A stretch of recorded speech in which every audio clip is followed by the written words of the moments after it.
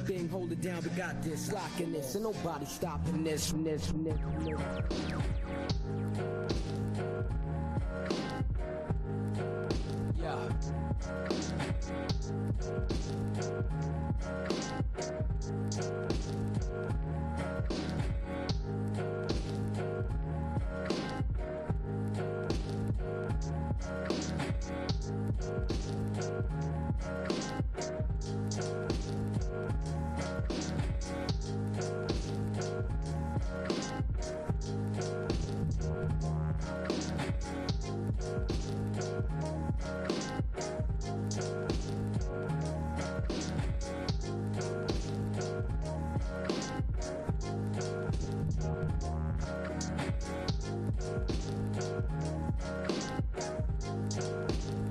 Chocolate, burn it down like an arsonist. Pull out the mist, cause it's time to bring the biz to kids.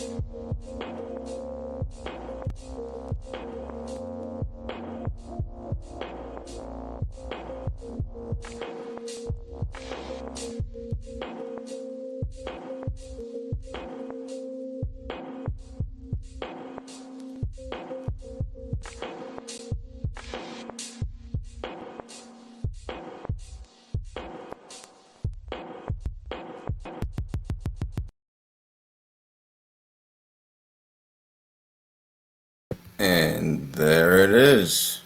Awesome, awesome, awesome, awesome. Whoa, perfect. There we go. How about let's do this. There it is. All right, folks. Good evening, good day, good morning, wherever you're at. Thanks for joining the Eyes and Ears show with your conductor, Charles. I'm very, very happy to have you all here. Let's hold on. What am I trying? I'm trying to change. You know what? It'll change once I get everybody else in here. Okay, so yeah, welcome to tonight's show. Tonight, folks, I wanted to take it in. There's a lot going on in the news about wars and rumors of wars and chaos and destruction and Iran and Israel and U.S. and this and that. It's good sometimes to take a step back and just chill out with, maybe a little bit of history, a little bit of reading, a little bit of religion, whatever you want to get into. But it's nice to kind of step away from the drama and the chaos that's going on and take a look at the bigger picture of things, of what's really happening or what might be happening. So tonight's show is just that. It's kind of talking about Masons, a favorite topic of mine, Mormons, and old American societies that kind of function and push all these things together, and maybe the connection between the two, because some people don't realize there are connections and links between the two groups. So we will be talking about that. And of course, I've got some people joining me tonight, and it's going to be a trio. So I'm very happy to have the folks here, and let's let everybody on. There we go. Perfect. Perfect, Howdy. folks. We've got Shelly. Hi. We got Hi. Shelly Olmstead of the N Artist Collective, JJ Vance, of course, and Heidi Love, returning guests. I'll let everybody introduce themselves. Guys, go ahead. Thanks for being here. Oh, for sure. Thanks for the invite, Charles. Appreciate it. Oh, you want me to go first? I'll go first. JJ Vance, host of Operation GCD, and more notably, not the vice president. Good to see you again, Charles. Enjoyed our previous conversations on your show and mine, and always great to see Heidi. And nice to meet you, ma'am. Shelly, nice to meet you. JJ Vance. Nice to meet you. Looking forward to the conversation. I guess I'll go next. I'm Shelly Olmstead. I own anarchistcollective.com. It's an anarchist art collective. I used to do research and some media and stuff for AM Wake Up. And I've lived in upstate New York my whole life. And I currently live in Norwich, New York, which is in Shenango County, which is connected to the Mormon history. So... Awesome. And I am Heidi Love of the Unfiltered Rise. Thank you for inviting me back. I'm so happy to meet you, Shelly. Always lovely to see JJ and work with him. Being Exmos and all, right? For sure. So we're here. I was talking to an Exmo this evening online, in fact, just before the show. Awesome. I'm sorry, a current Mo. My apologies. A current Mo. A TBM, a True Blue Mormon. Yeah, they were interested in tonight's conversation. What we were talking about with these bloodlines, I was just back and forth on the society stuff. I didn't mean to apologize for interjecting there, Heidi. No, interesting. Very cool. Very cool. Yeah. So this is one episode where truly I'm kind of sitting back and I'm interested in learning. I'm going to sponge everything in and take a lot of you guys' info. I use my eyes and my ears, so I like to do a lot of research, and this is where things begin. I like to listen first and kind of take things in, and, maybe go from there. So Heidi and JJ, of course, I've had you guys on. We've talked about, Mormons, the story of the Mormons, and the background of a lot of these occult connections, Society of Cincinnati, etc. Shelly, you and I live in a very, very strange part of New York, Shenango County, very popular, well, I should say, it has Masonic roots. It's had Masonic roots and Mormon roots as well. So I thought it was nice to bring y'all two together, kind of the two groups of people here, and really just dive deep into the history of these old families, like these families, the ties to Mormonism. Why are these ties important? Where do they exist today? And I mean, we're gonna freestyle it, you know, just go take the convo wherever it goes. Nice. Looking Fun. forward to And it. I know, JJ, I know you have some stuff too you kind of want to touch on. So yeah, this is kind of like a free for all as far as this goes. Sure. Hey, I'm Charles. I'm always happy to answer any questions on the Society of Cincinnati, American history, or these bloodlines, and kind of the effects that these folks have had in these bloodlines going on to this day. But I'm happy to discuss any aspects of those you want to. I know Heidi and I were just before the show as well, just discussing some new discoveries and revelations on these matters. Yeah. Well, you know what? Let's do this first. So how about this for the audience, and just to kind of break start the conversation. Shelly, JJ, and Heidi, tell me where do your families hail from, as far as you guys want to talk, like, and discuss, like, what ties you to, I guess, you know, what gives you that qualification of discussing this? Like, where's your background coming from? Heidi, Shelly, would you like to go ahead? I can start. My family on both sides come from founding families of Hartford, Connecticut. We came in through Massachusetts Bay Colony. Some of us came through with Reverend Thomas Hooker. My mom is a Baldwin. We've got Templars and Crusaders in my family, and Nice. I'm related to like Frederick Law Olmsted and one of the founding members of Colgate University, which I lived like 20 minutes from. And there's my family lineage on both sides. It's a huge rabbit hole. I know how that goes, Shelly. I know how that goes. Yeah, we all find out unbeknownst to us why we're Yeah. getting on the familysearch.org and go, what the hell is happening? Yeah, Heidi's well versed in that from our discussions that she and I have had. She's well versed in those same topics of huge rabbit holes in her family tree. Oh yeah, big, giant, funny rabbit holes that make you go, So I am Heidi Love. I do have my podcast, Unfiltered Rise. We talk about some of this stuff on there, and I don't know if it's a qualification, my birthright though, right? Like I just was born into a very pioneer Mormon family. I live in Utah. I'm still here. Yeah. Super fun. Apostate Exmo. And no, it isn't. It's not fun. We have grandkids and parents here, so we don't want to leave. Yeah. So here we are. Nice. Well, I guess I'll go next year. And, you know, speaking of rabbit holes, I've just been in an ongoing rabbit hole of my family trees for about the past 15 years. So the Clan Vance hails from, you know, back to these matters of the Revolution, you know, allegedly is some records report. There's not any definitive records on this man in general, my forefather, let alone his military service. But a man by the name of Abner Vance allegedly served as a spy and the scout for George Washington in the wars of 1776. That would be the same common ancestor I have. Well, one of the primary common Vance man that I share with the actual vice president. I'm not the vice president. So you can see what I mean by these bloodlines and these families. So I would actually argue that Abner Vance was the biological son, I have argued, of George Washington and Martha Washington, Dandridge Washington. On paper, Abner's father was Matthew Vance, who grew up with George in Frederick, Virginia. And Matthew married Martha's first cousin. So biological DNA tests would indicate Abner Vance is not a Vance, but he is most closely related to the descendants of Matthew Vance and Ann Jones Vance.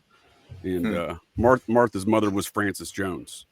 Frances Jones's grandfather was the so either way I cut it, whether I'm from, you know, Ann Jones Vance or descended there from George and Martha, you know, Man and Martha's grandfather was the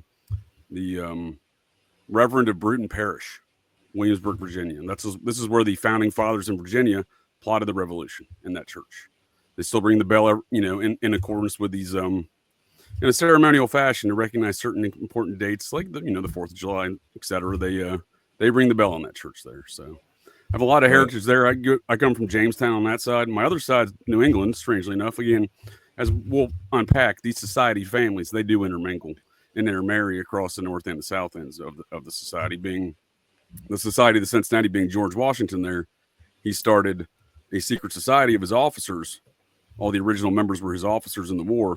They formed on a mound in just south of Newburgh, New York. It's Friday the 13th of May of 1783. I forget the exact date, but very Templar, right? Very Templar, because these are the descendants of the Templar. They are the best way to look at the society is they are the modern day Templar, but and these families continue like they did in the old world to intermingle amongst the Templar families, right? So I got Massachusetts Bay on one end and Jamestown on the other. Wow. Very, very interesting. Y'all got some credentials as far as those. So, I mean, and the point to say this isn't just, you know, to put y'all out there. It's just to like show that these things do go deep and there are ties to a lot of people. A lot of people might be connected to this and not even know. You know, a lot of people might be a part of this and not aware that, oh, my family's kind of tied into this. But I mean, a lot of these families do tie their roots back, especially the ones that are tight knit. They know who married whom. They know how far back it goes. They know exactly where it goes, and they know exactly why that makes them special. So, let's begin with the, I guess, Masonic and the Mormon connection.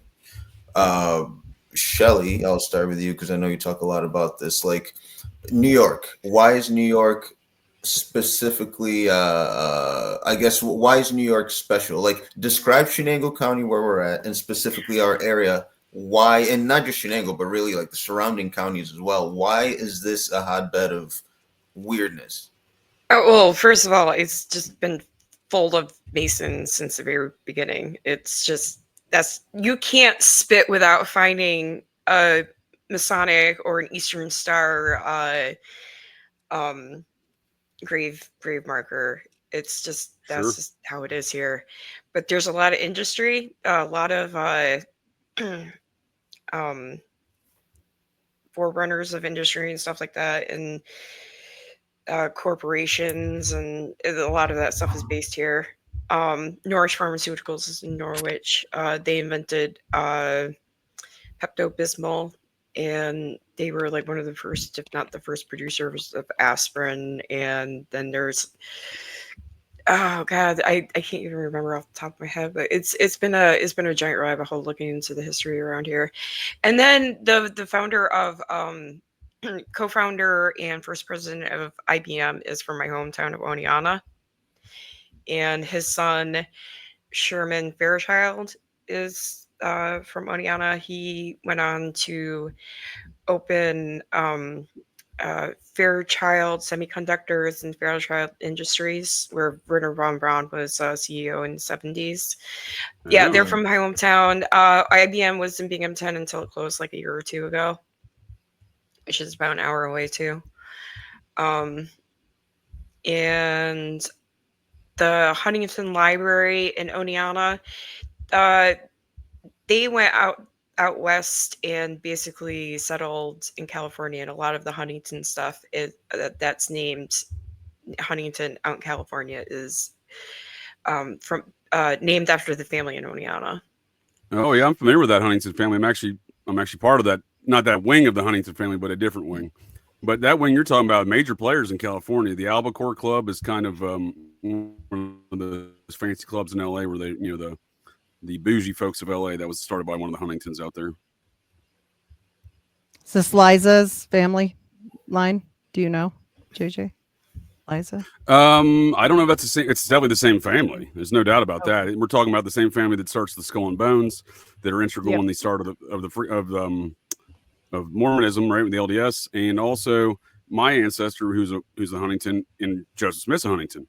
So they're cousins. So my ancestor, Major Elias Buell of the Connecticut chapter of the Society of Cincinnati, he was George Washington's essentially Secret Service when George Washington was in garrison in New York City, and his children intermarried with Jesse Root, who was the general and congressional delegate for the Continental Congress for Connecticut, and he's also an ancestor to folks like Ulysses S. Grant, or I like to call him Useless S. Grant, you know. So you can see where these things intersect again. And Buell's a Huntington. His mother, Martha Huntington, he's descended from a fellow there in the Massachusetts Bay Area that is the descendant of all the Mormon leaders, many presidents, even Ted Bundy, a fellow by the name of John Lothrop, 2 P's. So so Elias Buell, he's cousins with Joseph Smith's father, like third cousins through this Lothrop fellow. So he was a man in the know, and he I think following, looking at some of that stuff, and again, his Huntington family, again, he's a Huntington. Is that why he's so involved in these things? We got the Huntington Trust, right? You got the Tafts and the Huntington Russells. All three of these families form the Skull and Bone. So you can see these, paint these pictures with these individuals with these bloodlines that are seemingly very important folks in our history in the past, and I would argue still today. Wow. I brought up Liza just because I know me and JJ have talked about this before, found out we were related, but through the Huntingtons, I am also related. So you're probably related to us also. It's, probably. I would as far as that, but as far as Xena Diantha. This actually, folks, this is actually family reunion. That's what this whole show is. Family reunion. Surprise, I'm related too. Surprise, surprise. Oh, you're a Huntington. yeah. Anyways. But so there's these connections that we talk about. So JJ brought up Society of Cincinnati. Again, why are they significant? Were they all Masons? Are they tied to the Masons? Let's start with that before we get to the Mormons. Let's build the foundation of these two things and kind of go from there. That's a good question, Charles. So I would argue that many of the things Shelly was just describing as Freemasonic elements that you see there in the Oneida area, or was it Oneonta area? Yeah. Those are likely due to the Society of Cincinnati influence. Now, not all. The way I look at it is this: not all U.S. presidents were Freemasons, but all U.S. presidents have been members of the Society of Cincinnati, because the original membership passed, like the Templar, they all hail from the Templar, right? These, especially the ranking officers of the society, right?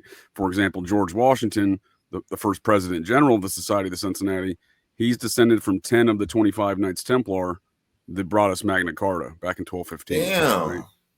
Yeah. So that's considered the original Bill of Rights, right? That's what the modern day historians call the Bill of Rights, as the Magna Carta 2.0. So it's weird that 560 plus years apart, we have 10 Knights Templar regaining their liberty and property back that was stolen from the King John, right? And while they're away at the Crusades. This is the tale seen in Robin Hood. And then we see 560 years later, we see the grandson, the 14th through 17th great grandson of 10 of those men, George Washington, being responsible for the Magna Carta 2.0. So you have to ask yourself, are these bloodline feuds that have been going on for a long time? Yes. Yes. That answer is yes for me. Yeah. So when I look at the Society of Cincinnati, I look at it in that context, right? So, they're repeating the behaviors and acts of old through the same families and same deal, right? Same. So, the Freemasonic stuff, there's a lot of guys that were Freemasons, but I think in large part, the anti-Masonic movement that kind of grew out of that same area of New York back in the late 1820s and 30s there, and this is the same time where Joseph Smith creates the Mormon Church in April of 1830 in Fayette, New York, a town named after the leader of the French chapter. So there's 13 American chapters and one French chapter of the Society of Cincinnati. And General Lafayette was the head of the French chapter, and Joseph Smith formed it in Lafayette, New York. I would argue in and around a mound, but that's a topic for a different day.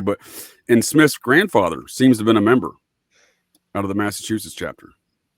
So of the Society of Cincinnati. So when we look at this Freemasonry society thing, there is some crossover, but I think a large part of the Freemasonry thing is a distraction, and the actual situation is the society. And Mormonism seems to have grown out of some of that same theology that those society guys are interested in. So, for example, the original officers, the reason why we know about all these mounds, many of which are all in your all's area, is because they mapped and surveyed these mounds. The original officers did of the society, the original membership. So we see that same trend with Joseph Smith and his the religion he creates there in around a mound in a society town. So it was, if he got passed down that membership from his grandfather to his father, who was still alive, so his father would have technically been the member at the time. But I'm just saying we can see that relation still there. And then a different founding father named Elias Boudinot wrote a book about the Lost Tribes of Israel coming over to America. A lot of wars and mound stuff. So we can see that published in 1818, 12 years before Smith creates, Mormonism, or the Church of Christ on April of 1830, and they're in Fayette, New York. So I think the real focus is the society and understanding that not every president was a member of the Freemasons, but every president has been a member of the Society of Cincinnati. I think is the important factor. That was a good explanation. I do think that a lot of the anti-Mason sentiment these days is directly connected to the anti-Mason movement of the past. I think there's a lot of fear mongering that gets continued. I will be right back. My landlord is calling. I don't disagree. I think the founding fathers had it right when they, and again, no offense to Catholics, when they banned the Vatican and the Church of England from coming into this country in 11 of the 13 colonies. So I think they had it right there. Well, and we know with the anti-Mason movement, Joseph definitely comes up. He was kind of semi-fingered in that. Good Joe from Vermont was definitely kind of pointed of old Morgan himself, and then he marries up his wife. So, And I would argue Captain William Morgan was a member of the society by virtue of his service as a captain in the Revolutionary War. Right? I think he was out of the. If I'm not mistaken, I don't think he was he fought out of the New York chapter. I think he fought out of maybe New Jersey. We can't forget, Joseph's great grandpa, Captain Samuel Smith. He definitely is more important than people ever focus on. They kind of hide him in the shadows because he helped organize the Boston Tea Party, which people do not know. He was actually a statesman. He wasn't a poor farmer guy that was nobody. He served in these wars. He was very important. He was the one that actually came up with the idea. He didn't actually go there and participate because he was like high up pretty much in this whole situation. But we see this stuff and they hide him under a rock. And I couldn't figure out, like, what is going on? Like, Mormons are super patriotic. Why would they want to hide this guy? Well, he hung some witches. So, from Salem, he's in the Inquisition. So I think that they kind of just wanted to let's not talk about that one. Yeah. Well, I think you hit on a very important part, though, in all this understanding of these bloodlines, the impact they have on society, et cetera, not just politics and not just exclusively within, maybe not exclusively within the membership of the society, but it's the families, right? So that whole Magna Carta thing was because King John had usurped his older brother's power, King Richard, the Knights Templar King Richard, while he was on a crusade, and gave all the land and the kingdom back to the Vatican. And obviously Templars weren't happy when they got back, right? Again, that's a story told in Robin Hood. Well, what we're seeing here is what we see play out here still today, I think, and that is these cadet branches, right? Because King John was the younger brother of King Richard. He wasn't going to get land or power. So we see a lot of these land and power grabs amongst these same families, I think. So it's not only exclusively the membership, but it's the cadet branches that don't get that membership, that don't get that power, that don't get that, additional wealth, right? Right. Wow. But in regards to the Salem witch trials, we can look at other parties, right? We can make a comparison to Joseph Smith and see this major figure in an occult ceremonial magic religion, right? I think that's an accurate description. Well, methinks you protest too much. When people start hanging each other, I mean, usually it's like they're watching this go down and they're like, it was her. Well, I think that was a land grab too. I think that was no different than the same power struggle I'm explaining that goes on amongst these bloodlines. The Salem witch trials was in my opinion, a money and power grab amongst various parties and people in there that all knew each other and were all interrelated. So, especially within Essex County and Salem at the time, right? But you look at other major occult figures. We can see one the of these parallels. was a wife to somebody. So, yeah. Wow. Who was that? Yeah, definitely. I said one of these. It was a wife. It was like a sister-in-law or something. So of course it's going to be a part of a land grab. And plus, if she's a pain, it's an easy way to be like, if she said, you know what, if you don't cut it out, I could see this happening. Like, if you don't cut it out, I'm going to tell them what you're doing in the cave with your friends at night with your little, water witching group, which is witch. She's a witch. She's a witch. She's a witch. Burner. And we can see see that same story that Heidi just described with Joseph Smith to another major figure in the occult religions of America, and that is Jack Parsons. His third great grandfather Parsons was a captain. Probably knew Joseph Smith's forefather, the captain there in the Massachusetts during the war in 1776. And that man's grandmother, so Parsons' fifth great grandmother Parsons, was an accused witch in those same Salem witch trials.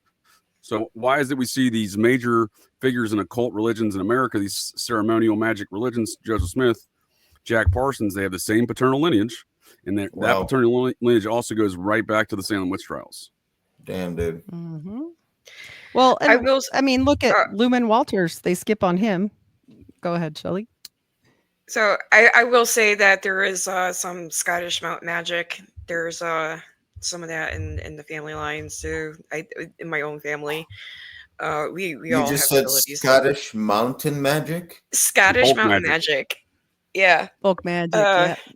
Yeah, it's folk You're talking magic. like druid? Like, what are you talking about? It's Solomonic hereditary magic, abilities. Wow. We had water witchers in my family. I grew up hearing about my great grandmother reading the tea leaves every time she was done reading, drinking her tea, and doing her friend's tea leaves, and it's just that stuff that sticks around in family lines, like knowing herbal medicine and all that stuff. It gets brushed as witchcraft in the wrong climate, or just the right climate, depending on how you're looking at it. For Joseph, there are specific, and they don't show these very often. I presented them. I think I showed them on the last time we talked, but there are actual sigil magic, Solomonic magic. They want to make it seem like it is folk magic, like this, not a big deal, healer type stuff, but that's not what he was doing. He was doing some high advanced magical workings that I dare say he learned from his good buddy, Lumen Walters, who most likely, and I can't prove it, was a Martinist who had just returned from France and was a quote unquote doctor, but definitely was in these higher elite societies, because people always say, well, that can't be true. I mean, if you study Martinism at all, this fits so much better than the Scottish Rite Masonry, which was relatively newly organized at Joseph's time frame. To make it here and be that organized at that point, we're pulling a stretch. We got to go older. And so that's kind of where I kept digging, because I was like, this doesn't really make a lot of sense. There's got to be something better. And sure enough, I ran smack into it, but can't prove it. I mean, but his grimoires do. I like those theories, Heidi, and I can't prove it either. But I have been working on finding and I've located the epicenter of at least one person, a French member of the Society of Cincinnati, a member of the Grand Orient Lodge in France, and they were practicing Martinism. So there is an epicenter of these activities. And now Scottish Freemasonry was introduced in France, I believe, in 1720 by a fellow by the name of Andrew Ramsay. And he was allegedly a member of the Priory of Sion, those people that protect the Templar bloodline as in the Da Vinci Code. So his best friends were Alexander Pope and Sir Isaac Newton, the two other members allegedly in that same Priory of Sion. Right. Why it makes sense for Joseph, he absolutely know what JJ's pointing at here, because he talks about being from a lineage where Jesus had other wives, and specifically names them and talks about this story. And this is a Templar story. Like, we absolutely know he was exposed to this, whether people want to accept that or not. Like we do. Yeah. I mean, Are you all familiar with the House of Sod? You know, they got like 7 billion kids and grandchildren and things like that. It's not that much different, these tales. You know what I mean? It's not one wife and one line. It's an extensive wives and extensive lines. And that's what Heidi's describing there. I think that's just the best. That's how I related. Look at the House of Sod now. That's the same kind of belief system the Templars have about where they came from and their king and their Mary, right? Well, and we see this continue. Current day and age. We see this continue through the Kingston clan, which is an FLDS branch, but King's son, like we get into this divine right to rule business, but they are people that never changed their beliefs from what Joseph originally put down. And they intermarry. They ended up getting enough money because I think they invested in Mavericks, which is like a gas station. So anyway, long story short, they ended up with money, and they support a lot of the politicians out here in Utah. Romney. Anyway, not anymore. But what I'm saying is they leave these people alone simply because they are contributors to, the cause of whatever causes people are doing. But they do marry their aunts and brothers and things, whoever the geneticist now says that they can. So, yeah, interesting. Whoever the geneticist says they can. Yep, there's someone they definitely literally tracking these things. There's someone definitely, not only the Mormons. There's definitely folks tracking these. I'm making this assessment based on looking at my family trees and seeing everything. Massachusetts Bay to Jamestown. There is someone tracking these things, right? And to that note, I don't think Abner Vance was the only hidden bloodline in America, because Heidi's got another example, and on top of that, I can provide him one past her example. Yes, All my society weird related. family tree, right? Yeah, I sent this to JJ and we had this weird rabbit hole talk one night because I was like, you ever heard of this guy that was maybe the king's son that ran away and wasn't really 100% supposed to be there because illegitimate? And he's like, no, I know about this guy. And I'm like, well, he's completely not just in my family book. He's in, if I go to familysearch.org and all my DNA stuff is done, like he is there. And there's no denying it. This is through John Stewart Talbot. And this guy goes up to like currently the 10th, my 10th great grandpa, whatever 10 up is the King of England right now. And it's through this guy. So there's like, I mean, there's no denying it. This came from like, I had DNA done on both sides because I was a normie and I didn't know, like stupid. But anyway, I can go look all this stuff up and it's all genealogically mapped. I'm staring at it right now, and it goes to Roy Henry Bourbon, and then he married a Marie Medici, and then wow. this goes to Philip. Well, the Bourbons are part of the Society of French chapter. That's the royal line that comprises the Society French chapter. And it goes Heidi, straight to Marie Antoinette. You could be making it rain right now. Right, I wish. I mean, listen though, how strange this is. Like, okay, straight to Marie Antoinette in my family line. We've got the Bourbons, the Orleans, the Medicis, and Marie Antoinette. Like, that's so strange. But then this guy comes here and he is just a poor Mormon and dies a poor Mormon. What? Like, what is going on that they are? I mean, I think I know me and JJ have had this talk a lot where we think they're literally stashing their bloodlines here. They made a brave new world. They put people here specifically. And honestly, it's popping up all over now with all these stupid tests. Like, I didn't know that. I knew my grandma said, like, yeah, we come from royalty. Everybody's grandma says that. Like, I was just like, okay, grandma, like whatever. That's okay. Like, that's fine. But then you start looking at all this stuff and it's vetted. And now with DNA, it's really vetted. You just have the old book and then it gets into familysearch.org and it's there. And then, with everything else now with ancestry stuff, you can look up all of this now. And it doesn't make any sense unless they're building a new world order, which the Mormons are. I'm just saying. Again, it sounds wild, right? What we're saying, hiding these bloodlines, but there's numerous examples, not just Abner Vance, not just Heidi's there. The current the current president of France. If anyone's not familiar with the work of Xavier Rousseau, again, the society operates over there. I'm not saying he's part of the society. I'm saying he's a Rothschild. There's a French journalist named Xavier Rousseau who's done an extensive investigation in determining not only is Emmanuel Macron married to his father / husband wife. They're from this right.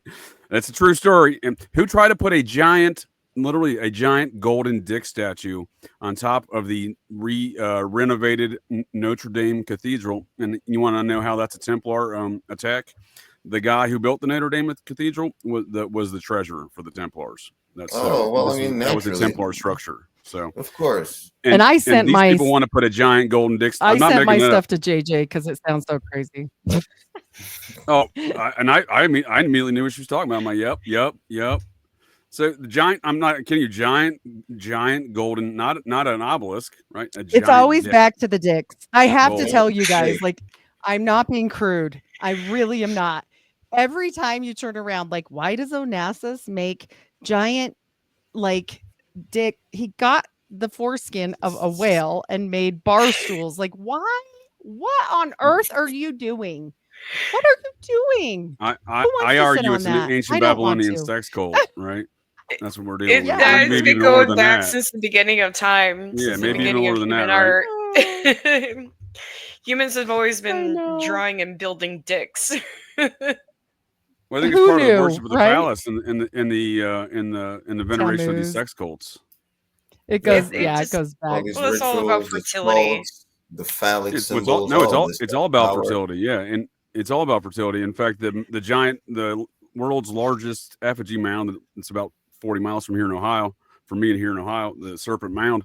I've long argued that should be called the Sperm and the Egg Mound because it's not a serpent. It's actually depicting the initial creation of life, and then the actual mound helps you sustain that life because it reads the entire night sky, and you can the seasons, the equinoxes, everything, the moon cycle. That mound reads everything, and it depicts. It's a calendar of life, and it depicts the moment of inception of life, in my opinion. But these are very old things. But to my point there about the French president, he's definitely a Rothschild. He was the youngest Rothschild leader of the French Rothschild Bank. That's documented as well, and you can see him hugging and kissing with the Rothschild so guy. they put their family back there. They put the family boy to work the family money, really. Yep. The secret family boy, though, right? The secret family boy, yeah. The Well, then you boy. get into you get into this crazy stuff, and people will definitely call you crazy if you go down this rabbit hole. But you can't help but notice, like, why are there shows like The Princess Bride and there's a farm boy, and like, where's the farm parents? Like, they hit these kids in plain sight. They really did. Right. And most of them didn't know where they came from, to be quite honest. I mean, easy way to do it. For sure. And they don't know why things are happening in their lives. I'll say that for myself because they don't have the proper context to understand what's going on around them. Right. You know what I mean? Yeah. I think that could be said for a lot of these characters. So one of Heidi's kinfolk and the Orleans clan there, the French families of the Orleans, part of the, I forgot, the Bourbon, part of the Bourbons there. The Bourbon. The Duke of Orleans, his son was a member of the Society of the Cincinnati. He would also future king. He was 21 years old. He was a lieutenant commander in the revolution over there because these were joint revolutions that people don't like to talk about. King Louis and Marie were on the society side. Shit went down in 1794, just like it did in a different nation. They tried to take over Sweden. That's also not discussed, but the society was doing a lot of shit in 1792. And one of Heidi's kinfolk, the future king of France, King Louis Philippe II, the Bourbon Restoration of France in 1830, he's banished. So from 1792 to 1794, he's lieutenant commander. They lop off the king's head and the queen's head, on the Bastille Day business. 5 generals from the French chapter got their heads lopped off. Lafayette got shipped out of the country. I think he was imprisoned in Switzerland. This is the interesting dynamic that goes on with these things, but in why I'm saying they're hiding people, because then you see all these different things and people getting shifted off, their heads cutting off and everything else. So if you want someone to, you want to save the life of the future king and the heir to the throne for the Bourbon family, the 22-year-old lieutenant commander, well, you ship him off somewhere. So they shipped him off to Claremont County, Ohio, which is founded by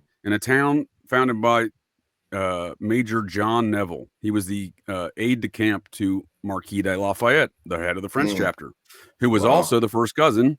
He was also the first cousin of that same man, the future King Louis Philippe II.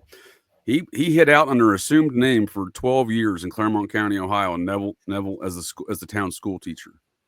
Now he knew he was under an assumed name. He wasn't born like that, but I'm just saying, like, the people in that town didn't know. You know what I mean? And suddenly, and 12 years later, he's the king of France, or I think it was 16 years later. He was there for 12 years, but 16 years later, he's the king of France. He made a couple stops. He was gone for a while, hiding out. But I'm just saying we have another example of the society hiding out another society member, and actually, but the bloodlines, and doing so in a society town, right? So they keep it close knit. We know this now. Did they know that back then? I highly doubt it. Wow. Neville, Ohio, though, is built around a mound. Just saying. And George Washington surveyed that land. Sounds like there's just orders on orders on orders on groups. It's like just layers of things, you know what I'm saying? And it's like the deeper you go, the more ingrained you are, the more badges you have. Just like the military, the more time you have in the rank, the more specialized badges you have, the more progression you get, No, I totally agree with you, Charles. I'm sure you remember from your Air Force days. I mean, not that you necessarily dealt with things that were necessarily a need to know, but there's I heard a really good description from someone, and it really rang home to me. This is how the military operates. I spent 20 years in the Air Force, and I never really considered this as a great explanation for how things operate in the military, but it is. And I heard, and it's imagine a world surrounded, where you got the same guys sweeping the floor next to some guy doing a bunch of top secret stuff, but neither one of them are really knowing which other's doing. So you don't have to be in an important role to be around important shit, is what I'm saying, in the military to a certain respect, right? And you really don't know what's going on when things are that compartmentalized. Like, that's my experience, at least, right? Right. No, that's exactly what it is. And yeah, I don't know. It just makes me think about, like, y'all talked about all these different groups, and everything seems to revolve around the Society of Cincinnati. Like that connection seems to be everywhere. You ain't kidding. Yeah, so true. I started this journey roughly 17 years ago. I think 17 years ago in September, when I jogged past the Society of the Cincinnati headquarters on my daily jog there in DC when I was stationed there, Charles. So, it wasn't something I was looking for, and I've never been. The more I look at it, and even in more recent months, and having numerous conversations with Heidi on these topics, on and off, line conversations, it's literally everywhere, man. In fact, again, she hit me with Howard Hughes before the show tonight, and I was like, you know what? I never considered that. I didn't mean to do that. I looked it up, and I'm like, no shit. Howard Hughes is a very strong candidate for being a member of the Society of Cincinnati. Wow. Yeah. It's weird. Every single time I go look, they're either that or some sort of Illuminati, something, if they're not from America, right? Like Onassis is different, but he wasn't from here, For sure. So they all play together. Well, I'm to the point, Charles. I'm sorry, Heidi, go ahead. Oh, I just said same sandbox, just different castle. Yeah. Well, here's the deal. Like, if you consider this as the Knights Templar, right, the modern day Knights Templar, the society that is, and I would argue that we look at these things that we call parapolitics, and they're really just a family feud. So if we apply the fact that they're the modern day Knights Templar, and we consider the perspective that we're living in the medieval times, we live in a village, right, and we don't know the machinations of these knights and their bloodlines and everything else, and and all of a sudden, some event happens in town relative to obviously precisely these disputes within these families and these bloodlines, as I've already described, that existed in the old world. Well, they're going to explain that as like swamp gas. I'm using swamp gas as a jackassery in a very, hyperbolic manner, but they're going to give you an explanation of swamp gas to explain it. And that's what we're looking at with parapolitics, in my opinion, is the machinations of the same family feuds that have been going on for millennia, in my opinion, within these same bloodlines that are most recently represented in incidents such as the Magna Carta, and continue on to this day through their same descendants into the New World.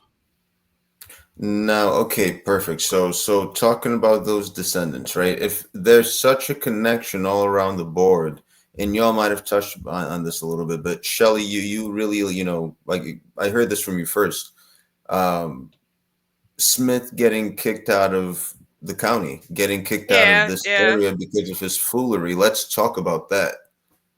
He got charged of fraud, and the thing about the women, they just didn't like him and just kicked him out of the county, kicked him out of New York State. And I think part of it was he was teaching women witchcraft. He was teaching them divination and stuff. I mean, that's basically what the stone in the hat is. It's just scrying on the go. That's all it is. He was doing. Do you think it was sex magic, Shelly? Do you think sex magic is included in that business? Yeah, I would say sex. I was going to say, with that many wives, it has to be, right? Yeah, yeah. But I think he was actually getting close to something legitimate here. I think he was finding things here, and they didn't want him to find things either. Plus, he was probably sleeping with everybody's wives, so it would. He probably. I 100% agree with you.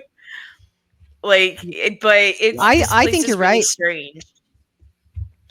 This place is really strange. Like, I've lived here for 5.5 years. I thought, it's. The first place I lived here at the end of the block is the old county courthouse where he was held and tried. It only just dawned on me that's where the county jail was recently. So everything just seems to be all interrelated here.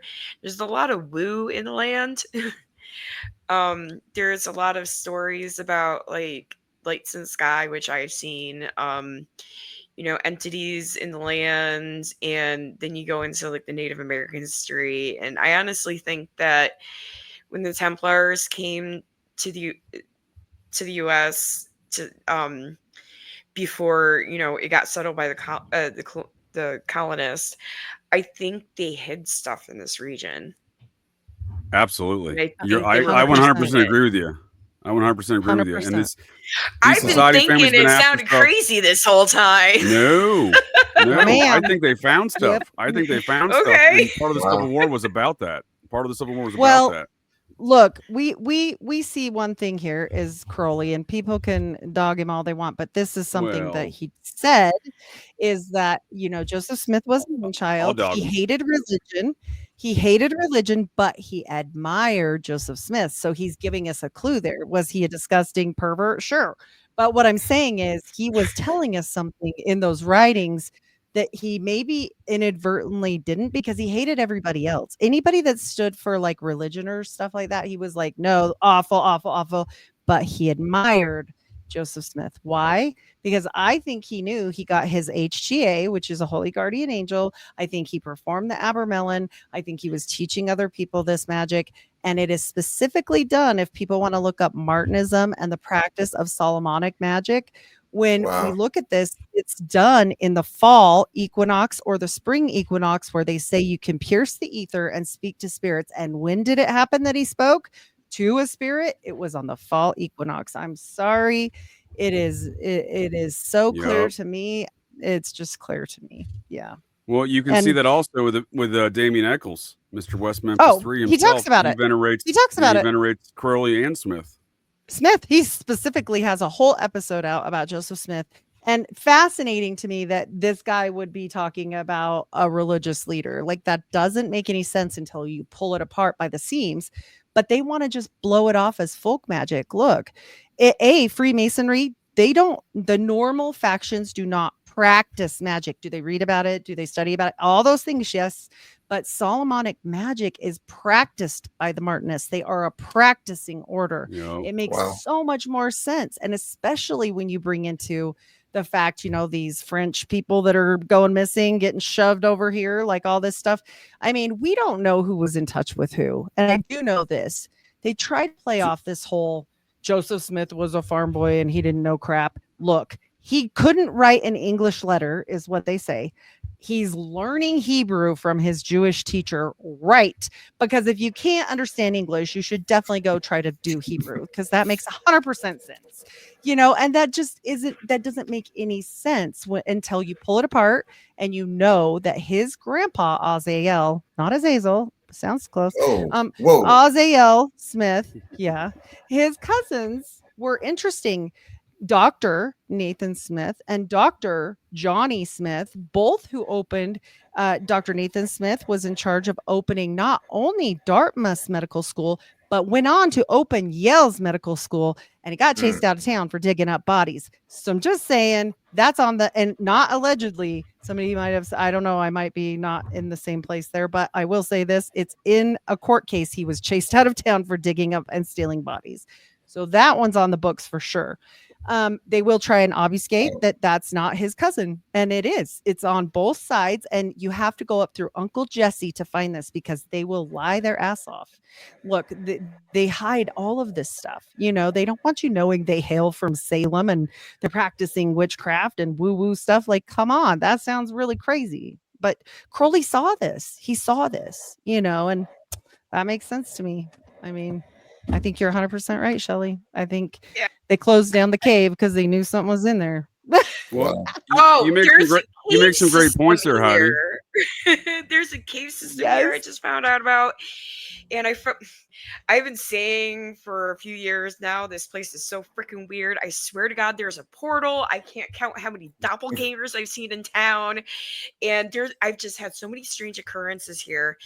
And I was telling somebody local about this, and he's like, oh yeah, there's a portal right outside of town and it's in a cave, and I I know exactly where it is because I used to go there. Guess who talks about those portals? Howard Hughes. Howard Hughes talks about natural portals existing in like areas of the world, and he tried to replicate them. And so, look, people, there's some books about this. Whether or not he replicated it, I don't know, but they did say he absolutely encountered them for himself. Interesting. So, I can tell you I've some. always felt there is a portal in my hometown of Oneonta too. I think it has some. I think it's somehow connected to the D&H Roundhouse, but I haven't figured out how yet. I can tell you one thing about Crowley and portals and mounds. There's some Crowleyites that have been doing mound rituals in Kentucky for decades, allegedly closing portals, but that's their claims right now. Now this is the Typhonian order and offshoots of it, so they're not officially OTO because Grant and Crowley had their big beef, but it's an offshoot of Thelema, and it's the one that mashes together with monsters, H.P. Lovecraft style.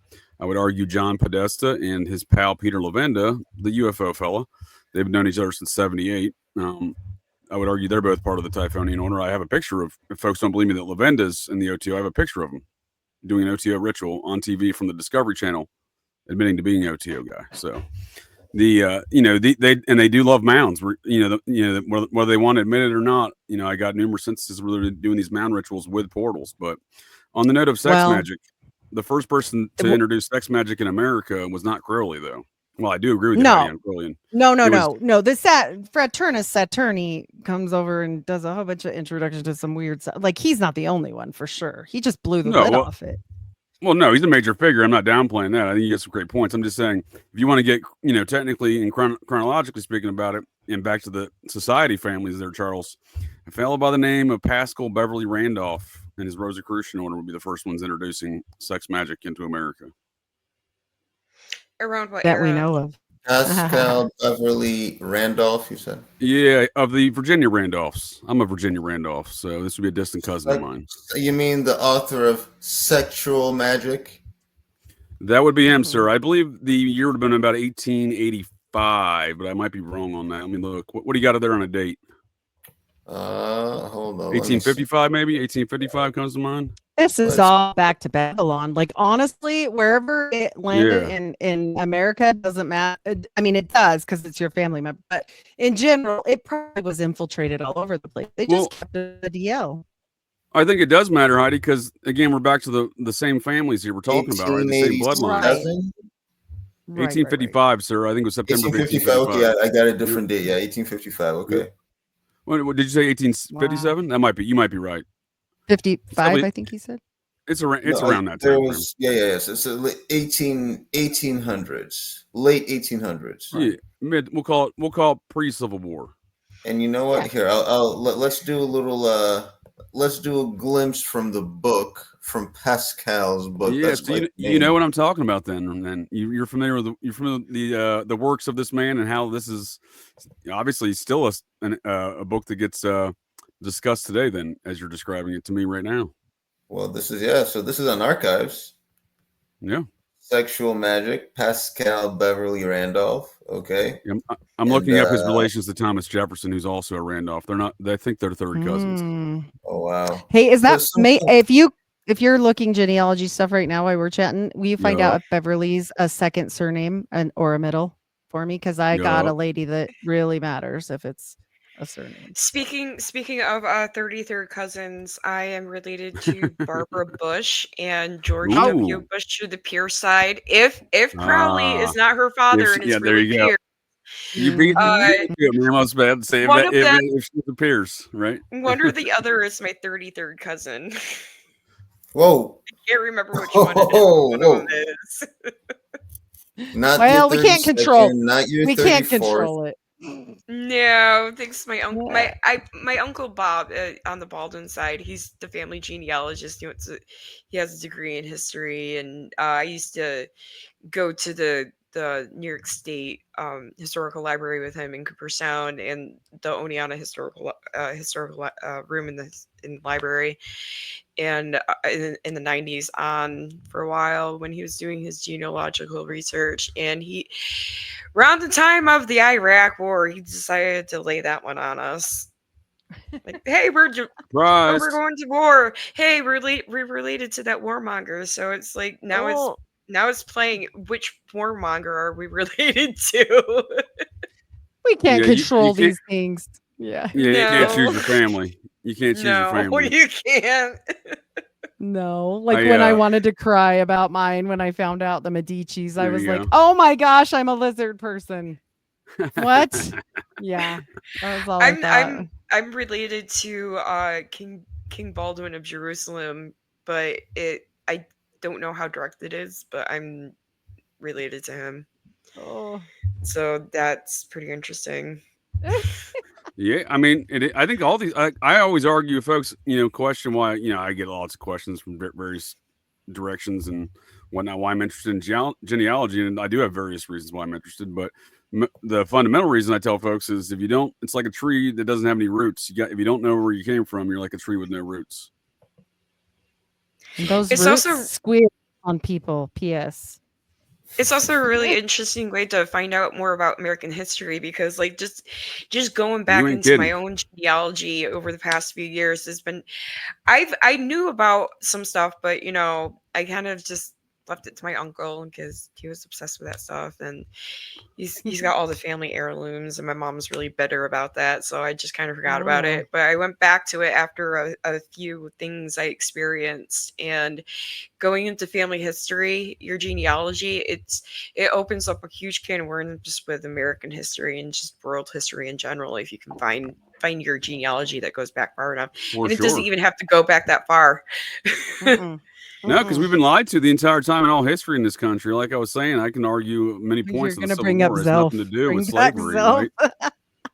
And how you were saying they're looking for artifacts. I can demonstrate how General Lee himself and two of his other generals breached Union territory, deep into Union territory, raiding Masonic lodges. I would argue Masonic lodges that I know were built on mounds. I would argue those contents of those mounds were in those Masonic lodges. And what do we know? So I laughed when you brought up Zelf, but I will say this. Look, not Zelf on the shelf. Oh, no, that's a different thing. Elf, right. But I will say this. We know that in the temple, in the ceremony, for those of us that have been through, that there is a password there that is considered one of the most important ones. And I do not have those oaths. I do not keep their secrets. I was not told that I was being inducted into a secret society of weirdness. So I don't go with the whole it's sacred, not secret, blah, blah, blah. Because look, they lie to people and they use people. So this is what they get from me. I'm like a mean ex-girlfriend. But this password is about marrow in the bones and how all this stuff is in this is like the most important thing, right? And JJ knows what I'm talking about. And it's just the sinews, and this whole thing is in the Bible. But it's talking about giants when they're talking about this. And I find this very interesting when we look at the fact that we've got the orphan trains in America. We've got kids coming out of nowhere that we really don't know. I mean, people blow that off and say, oh, that's just because people were dying, until you tell them how many pickled punks and how many orphan train riders there were. 250,000. That's right. You heard. When you're talking about these giants, though, Heidi, I mean, don't forget that the giant human skeletons found in all these mounds, and these were the great interests of the society. Hid. Yes, that they hid. Well, I would argue they're hiding it because it's not them hiding it. I would argue that's the crown hiding it, like they've hid the crown history, because I can demonstrate that through the formation of the Smithsonian, which was founded to study the mounds by society folks. And I would argue that they think that they're descended from those giants. So they absolutely do. Oh, we are just discovering that some humans have Denisovan DNA. We know that some of us have Neanderthal DNA. And they keep on making these discoveries of all these different hominid DNAs that different peoples all over the world have within themselves, different regions. Yes. And it's real. There were giants. Well, and you just showed that about Quakers. Go back up a little bit here. That's interesting that it says the Quaker giant and giantess. You do know that Joseph Smith is quoted that giant Quakers live on the moon. This sounds crazy. Oh, No, this is real. This is real. But Nigga, listen, what? and What then you say? no, it gets worse. Brigham Young says that there are people from the sun. Now, as laughable as that is, go study esoteric studies, study the Golden not. Dawn, and study some of this stuff. Not so cuckoo crazy. Then you start to see, like You'll he also wasn't see crazy. Sirius. From the Yes. Rosicrucians to the Freemasons to Joseph Smith's story of Kolob and near the star Sirius, you'll see Sirius worship everywhere. From the Order of the Solar Temple to Heaven's Gate, you'll see Sirius worship everywhere. And all these ancient And alien on the cargo cults, temple. the commonality is the Sirius worship. On the temple, every single temple has the Big Dipper, or so they say. Have you heard of the Cardiff Giant? It was a fraud, but it was a big stone giant that Barnum was carrying around America, saying it was a giant. It's in the Farmers Museum in Cooperstown, New York. I grew up seeing that all the time. Is it really? Yep. I've been to Cooperstown. But oh no shit. Okay. I'm a bootleg Vermonter. I was born over there in Fairfield County, Connecticut, Ridgefield. Yeah, my great grandfather and great grandfather and all of them owned a bunch of farmland in Westfield, in Cooperstown, right next to Cooperstown. It's a nice area. Hops Built Farms. on a mound. Yeah. They owned a lot of property there. The Baseball Hall of Fame is also built on a mound, and the man who's at least credited with inventing baseball, I would argue that he probably didn't, but he's credited with it, and that's the important part. Abner Doubleday, general in the Union Army, member of the Society of Cincinnati, second president of the Theosophical Society after Madame Blavatsky. More serious found worship. that out. That's an interesting little fact. That's a fun fact for you, Charles. You want to look at occultism in the society, look at Abner Doubleday. Yeah, Abner Doubleday, born June 26th. It's almost his birthday, y'all. We should light this young nigga a candle in 3 days. June 26th. We better not. He might look come at visit. America's national sport here. He built the sport built and focused around a mound. Wow. Right? Okay, The Hall of that makes Fame's on a sense. mound. They even have Yeah. teams named the Giants. I'm just saying a lot of this stuff's in our face. Yeah, he attended schools in Auburn and Cooperstown, New York, and in 1838 he was appointed a cadet in the U.S. Military Academy.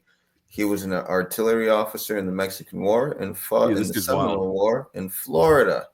At Fort Sumter, South Carolina, he commanded the gunners that fired the first shots by North in the American Civil War. What a nice feat. Wait a second, sir. Did you say he started the American Civil War? At Fort Sumter, South Carolina, he commanded the gunners that fired the first shots by the North in the American Civil War. And no one talks about this guy, and he was a head occultist of the Theosophical Society as well. Wow. Doubleday formulated the essential rules for baseball. Play ball. I get so angry that all anybody associates with Cooperstown is baseball because it has the most fascinating history, and it goes back to the elite of New York City and like all these big names and Revolutionary War and French and Indian War, and it's got that's really how fascinating history. That's how they do it. That's what they do. They want us focused on stupid stuff. Well, no, but everything you just named is all the same topic, I would argue, because everything you just named there, Shelly, is all around the Society of Cincinnati, and that's why the baseball Hall of Fame's there. Plus that place is haunted as all hell. I swear to God, that whole town is the haunted. tunnels. It's the tunnels. There's so many cave systems. I'm not playing. Oh, speaking of tunnels, so I went to First Baptist Church in Oneonta. I grew up with the family of somebody that was in the first Trump administration, and she's a writer for the Washington Times. And there's tunnels that go underneath that church across the street to Huntington Library and the other church across the street. How close is the cemetery? I don't know. There's no cemetery, but it was probably relocated. Or is it built on a cemetery? An ancient cemetery? It got sold. I don't know. It got sold. And it's now the Oneonta Chabad. Is that a Jewish center? They call themselves the Jewish Dragon Family because SUNY Oneonta's mascot is the Red Dragons. Of course it is. Yes. We And know. I found out that Wow. Jack Smith, Special Counsel Jack Smith, is a SUNY Oneana graduate and a Red Dragon. Wow. Yeah, and he used to work No at the biggie. Hague. No biggie. You know, they want That's all us just to forget, but they Yes. don't forget crap. You ought to see the side of the mountain they blew out. He can pull it up. Pull up Granite Genealogical Vault. That's a fun How one. far are you all away from Cincinnati, New York? I'm not that far. I know I drive Not far at all. there through there, not like Should go check very out that often. situation. You'll see that there's mounds in that town, and then that's the reason why it's named Cincinnati. There's so many mounds around here. It's hard to keep track. And tunnels. That's Tunnels Portland everywhere. County. And That's tunnels, like a county caves. away from us. That's not too far. That's not far. And there's Cincinnati, stone Portland. croppings that don't seem like they're natural too. Mhm. Like dolmens, or like Yeah. And standing stones. We're talking standing petroglyphs stones, or like and- kind of okay, like cliff sides. Yeah, you could dig just a few inches into the ground, pretty much anywhere, and you can find like arrowheads and whatever. We used to do that gardening. Every time we did some gardening and did tilling in the backyard, we find arrowheads. We found stone tools, a sharpening stone, stone sickles, like a sickle blade.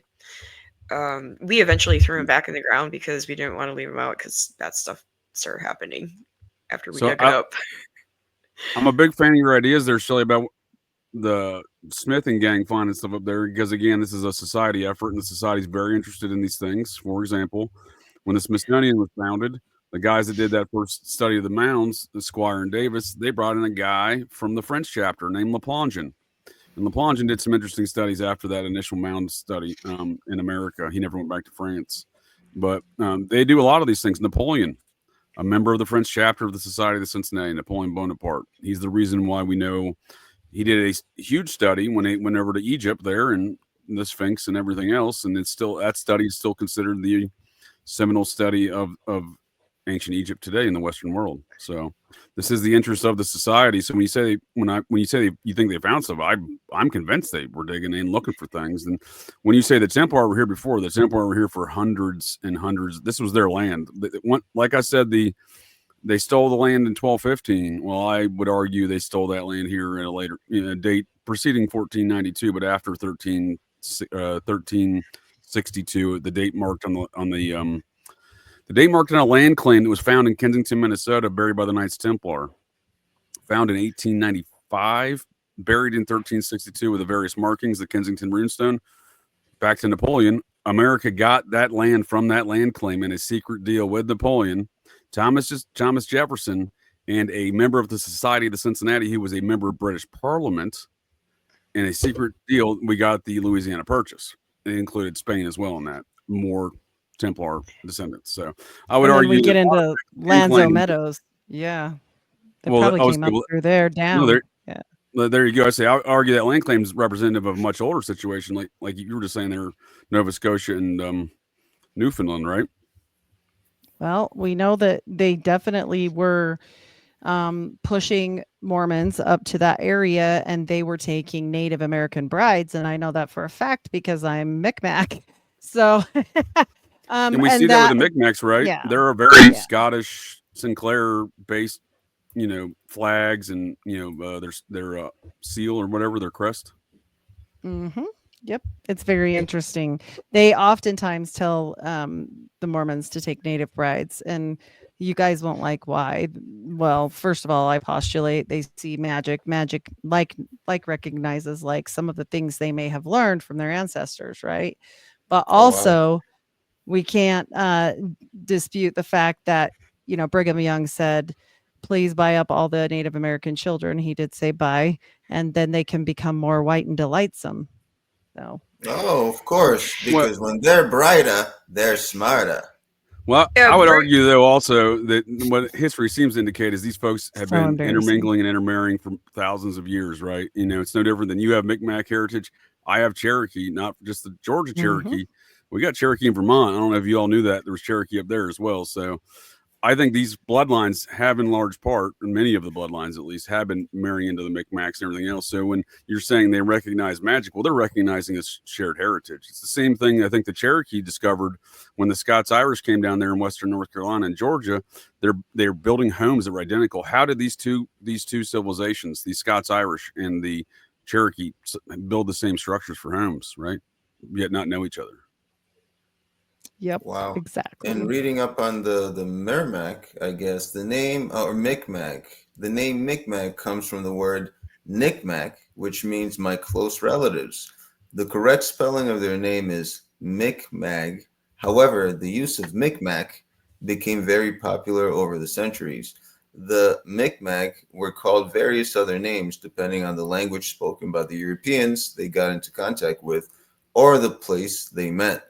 Indian from Cape Sable, Jespians, or Micmac from Gaspé, Maliseet, Shonek. Wow, all these tribes, Serquois and Tortine.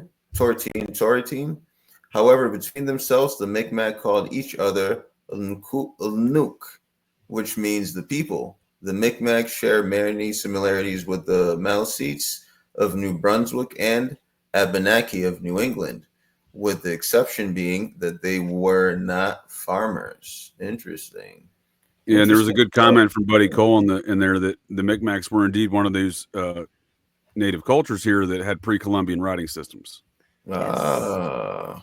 And they prefer nowadays to be called Mi'kmaq. I'm not sure what the change was, but I did have somebody write into me that's from there. So shout out to him. He's the one that kind of spoke with me about the new changes. So, yeah. I didn't know that. If you want to bring up their flag, Charles, and look at the cross of St. George, and you're going to see where the Templar influence is in that whole culture. I don't want to go on a limb and say that the Cherokee are descended from that, but there is an epicenter of activity with those folks in the Cherokee, in my opinion, because the Cherokee are far different than a lot of the other Iroquois Nation tribes there.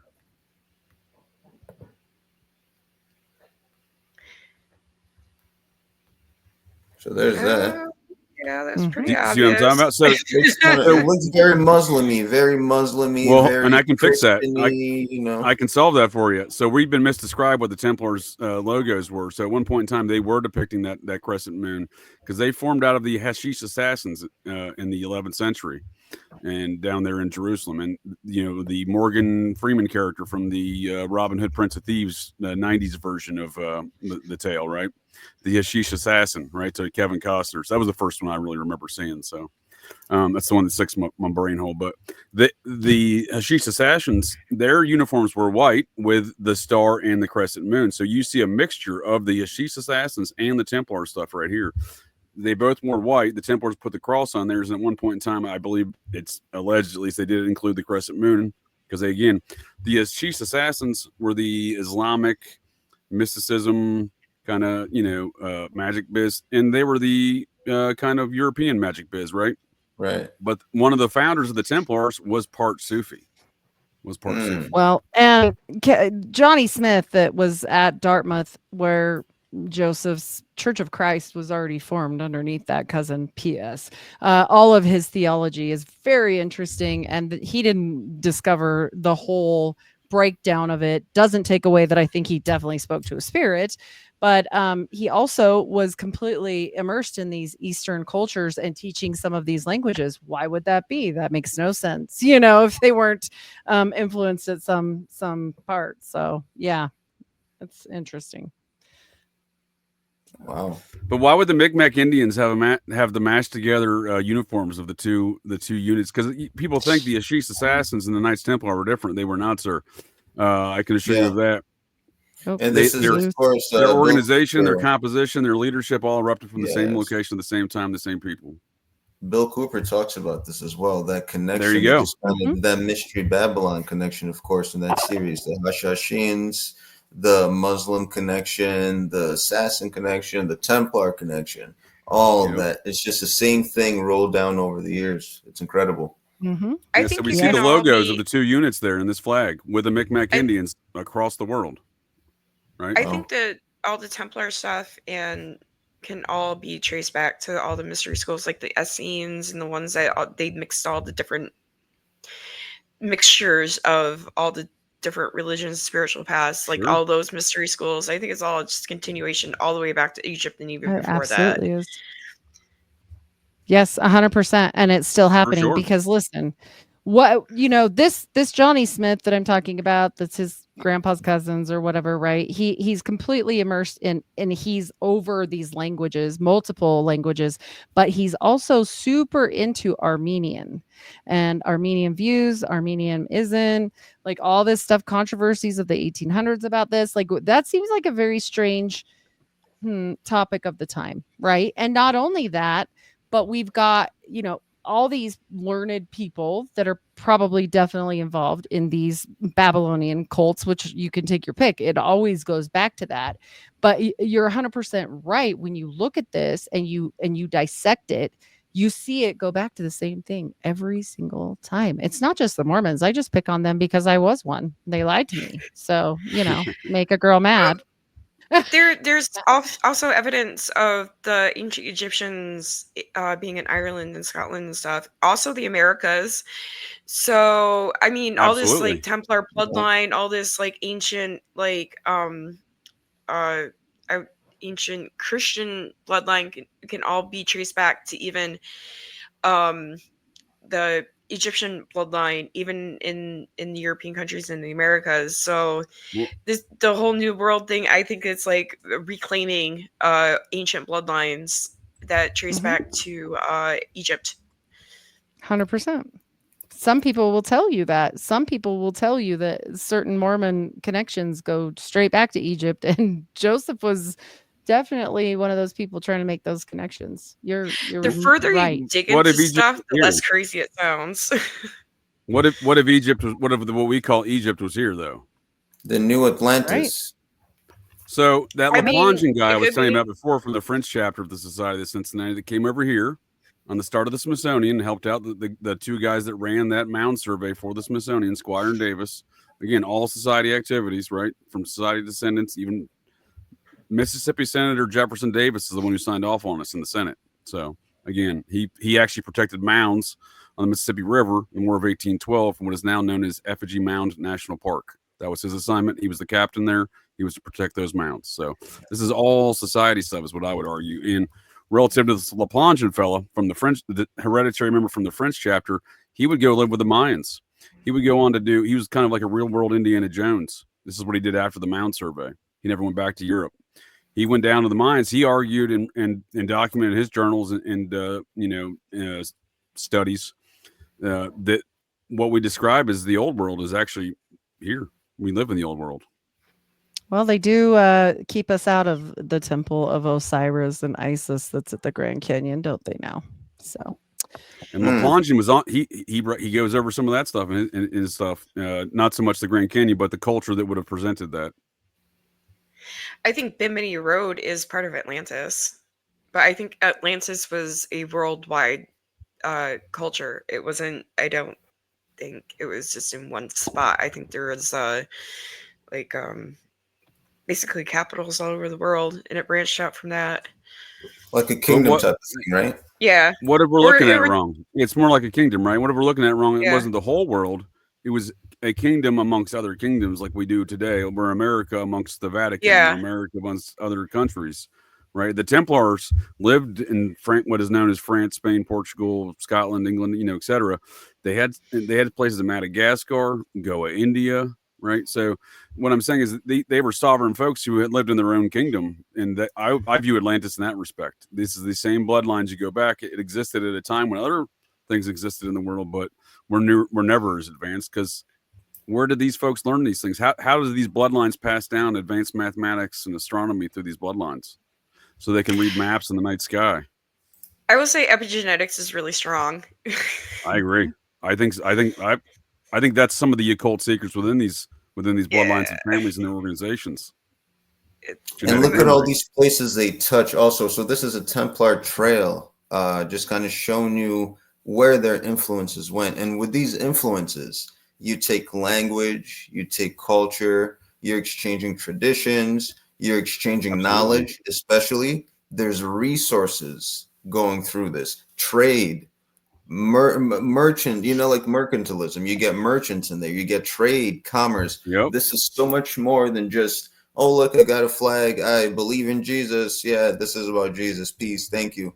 There's so much more. You're going through Syria, Jordan, Israel, parts of Germany, the Mediterranean, and missionary work. Africa, They would be recruiting. work. Absolutely. Yes. Yeah, they would Yeah. absolutely be recruiting, just like And is it- continuing now.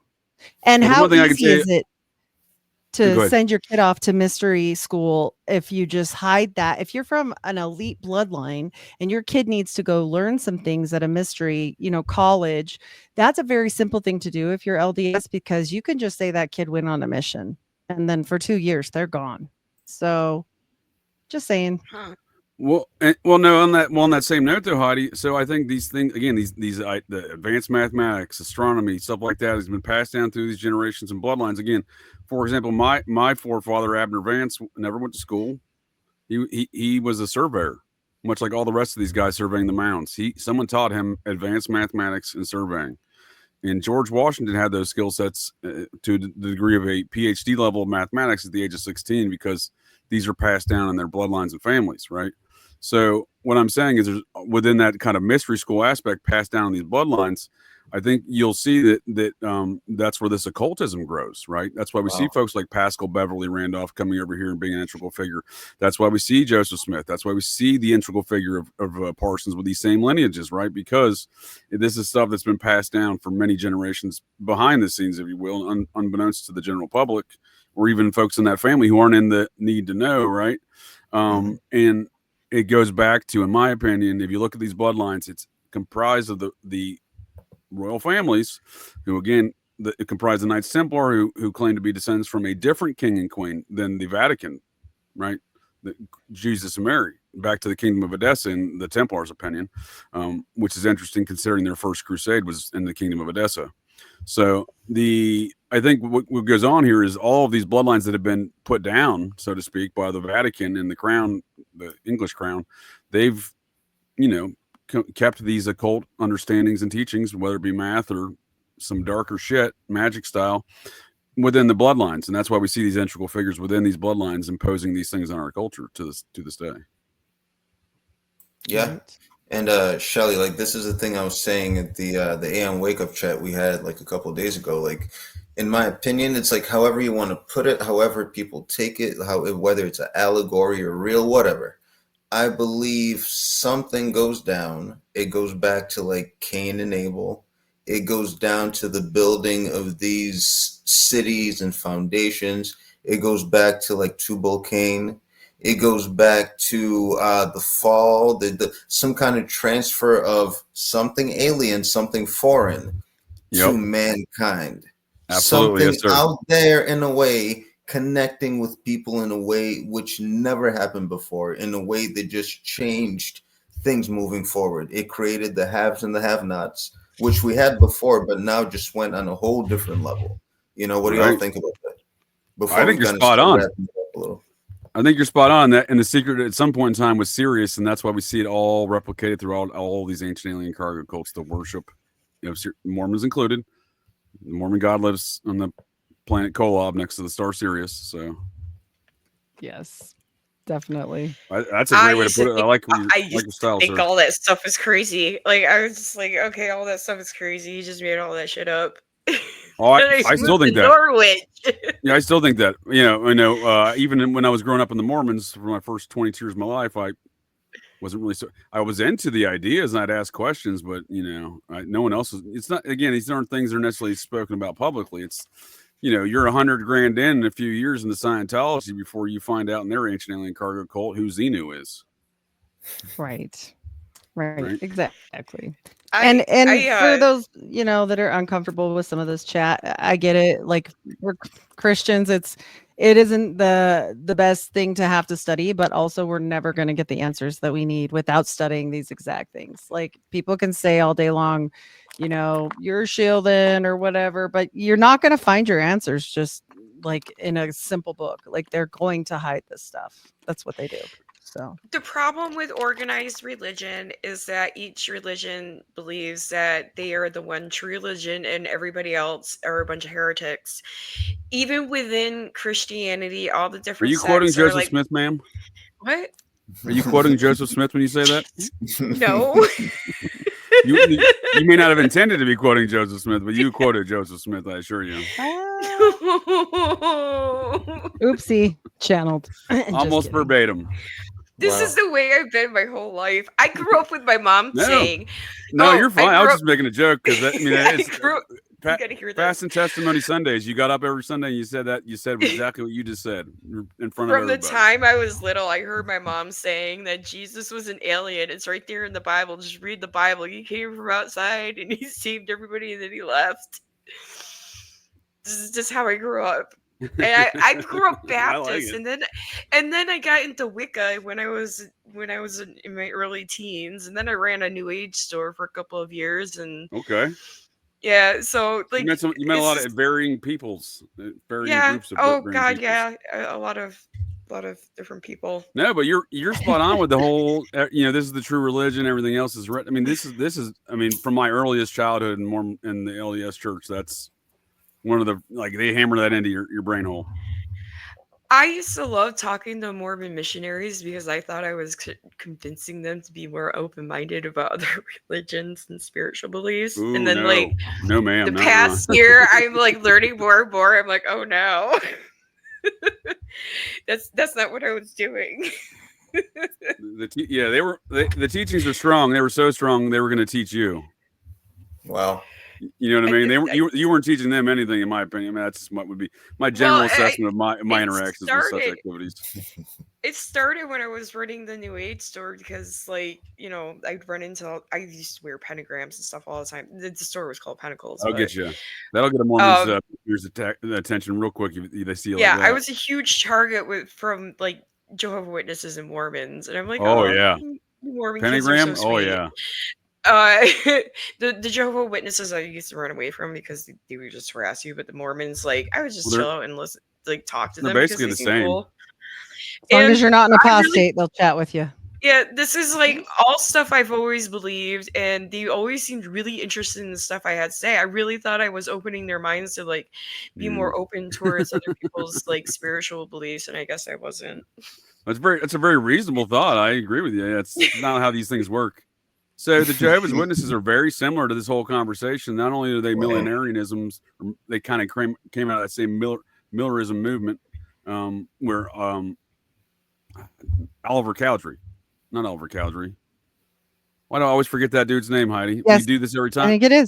I think, or no, I get it right? No, it's Rigdon, Sidney Rigdon. Sidney Rigdon. There we go. I always say Oliver Cowdery, and we always play this game of Sidney Rigdon was a major figure in that Campbellite Miller movement, and we later see the offshoot of the Jehovah's Witnesses out of that same movement. Major Joseph Smith's, all of his Kirtland crowd, if you will, when y'all were describing how he got booted out of your region in New York. They go to Kirtland, right? Sidney Rigdon brings his whole Millerites, Campbellites. He was a minister in Pittsburgh.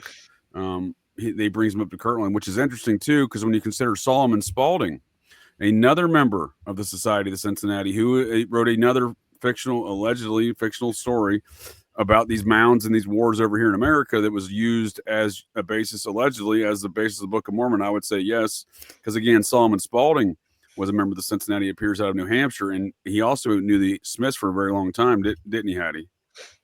He went to Dartmouth College with them. Dartmouth College, they will turn it around and say, well, it was Dartmouth Indian College and it's not the same thing. I'm like, yeah, it was in the same building, and don't act like it had anything to do with just because you're poor or whatever. It had to do with they were training up to be preachers to these people that were called Indians at the time. So it wasn't like it was, they make it seem like it wasn't educational. They kind of blow it off, but Hiram actually graduated almost from there. Within a year he would have been done, and he went to school with Solomon Spaulding, who also was taught underneath Johnny Smith, Professor Johnny Smith, all this Church of Christ stuff. So this goes way back further. Heidi makes some great points here, because after she brought this stuff to my attention, I'm no longer willing to blame the Millerites and the Campbellites. They got it from the Smiths. Yes. And Sidney And Rigdon it's joins all that movement, also knows Solomon Spaulding. So we can see these, as we're explained to them, disparate characters from different areas of, you know, the Northeast, seemingly all coming together in the same spot. But then you go back, they all know each other, and they're all of part of his the same theology secret society. is still there. Yeah, all of his theology is still there for you guys to go read. They had to attend class, I think, like church meeting 4 times or 3 times a day. But you can go read all of his stuff, all of his outlines about it, and it talks about premortal existence and blah blah blah. Like everything that we know in modern Mormonism today came from Johnny Smith. Where he got it from, I don't know, but he sure does talk about Armenia a lot, and that's all I'm I can tell you where he got it from, and that's probably the bloodlines. And you want to talk about Armenia? When the Knights Templar went on them crusades, they discovered archives that had been separated in the fall of the Western Roman Empire, arguably, according to Clan Vance, by one of my ancestors, Visigoth the Great, from the Goths folks who sacked Western Rome in 450, I think, or 500 AD. That separated the knowledge in the Eastern and Western Roman Empire. So when the Templars went over there, they got a bunch of information from that area of Armenia and modern day Armenia and Syria and Turkey, southern Turkey there. So when you see these venerations and we're speaking to these bloodlines getting passed down, and we can indicate that the story we're being told, these characters know each other. They go back further, and it seems the Smith family's around in these ideas. And again, we see that same Huntington family, the Huntington Russell family from the Skull and Bones and whatnot, and these other Huntington matters. Again, I'm admittedly Huntington as well, and so is, you know, so I'm not like bad mouth the entire family, because, you know, again, there's obviously ins and outs and what have you to these matters, but nonetheless, we see them creating Jehovah's Witnesses, another ancient alien cargo cult that is strikingly similar to Mormonism or Scientology or whatever else you want to describe it to the same, you know, alien beliefs, cargo cult belief systems. And they always talk to an angel. Yep. Well, that's I will say, write a book and do some sex stuff. That's what it is. Angels or aliens or demons, they're kind of all kind of in the same mix, right? I will say New York State has a very rich history, a very rich, very long history of being very culty, and a lot of different religions and spiritual movements have come out of here. So you ain't kidding. Yeah, it's well, spiritualism got started here. This is funny. My previous primary care physician over 20 years in Oneonta, through Fox Hospital, nonetheless. His wife is a Lily Dale certified psychic and spiritual counselor, and she opened up a spiritual center in Oneonta like a year or 2 ago. Oh, so the bloodline and tradition continues, is what you're saying? Yeah, it's really interesting around here. It's like I said, like the more you dig, the more interesting and crazy it gets. Like it's more interesting than anything you can make up. Well, I would argue one of the reasons Smith got thrown out. I don't think they made it up. Yeah. Is because, you know, there's an internal feud from varying factions within that society to Cincinnati. These would be the same folks that decided, I would argue, or at least an opposing faction in that group that murdered Smith because they didn't want him to become president of the United States and, you know, make everybody Mormon. Do you think Brigham Young had anything to do with Joseph Smith's death? Absolutely, 100%. Okay. Brigham, he's part. I would argue Smith. I would argue Smith was pro liberty. I break these society feuds down like this, and there's other lower breakdowns, but on a strategic level, it's anti-liberty and pro-liberty, and I would say Brigham Young's firmly on that anti-liberty side of that society. Yeah, so Brigham Young was his childhood home is right outside of Norwich, and this area is very industrial. It has a very rich industrial history. And his name and his heritage is very occultic. Yeah. Yeah, everything I've read about him, he gives me that Alexander Hamilton asshole vibe. Hamilton, the dick, the control. I understand what you're saying. Is it Hamilton? No, or is it? No, it's Hamilton. He's got a bad reputation. Although I would argue that he's been bad. He brought us right back into chains and all that. Just is that Old Hickory? Oh, Andrew Jackson. Andrew Jackson. Maybe that's who I was thinking. He had a worse reputation. No, but you're right. You were spot on with Hamilton.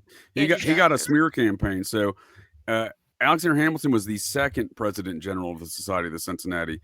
I would argue this is the first public manifestation of that pro-liberty, anti-liberty movement in 1804, when New York Society of the Cincinnati member Aaron Burr murdered Alexander Hamilton, the president general, before officially trying to start a coup in America. So American historians now say, look, Aaron Burr murdered Hamilton over some weird personal beef, and then he tried to take over America. No.